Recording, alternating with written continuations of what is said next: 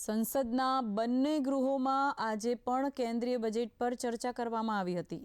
રાજ્યસભામાં ગૃહના નેતા જગત પ્રકાશ નડ્ડા તેમજ સાંસદ અનુરાગસિંહ ઠાકુરે પણ બજેટ પરની ચર્ચામાં ભાગ લીધો હતો.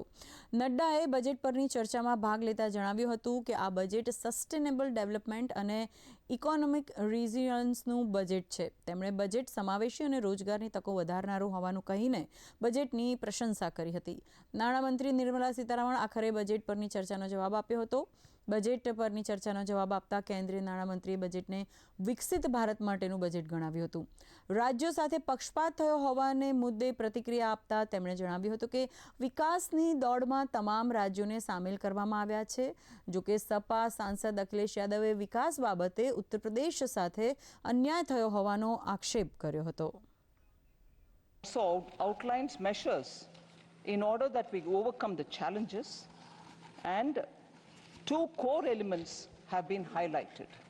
One is the social inclusivity, that is reaching out to all strata of the people in the society, and geographical inclusivity through equitable development for all the regions in our country.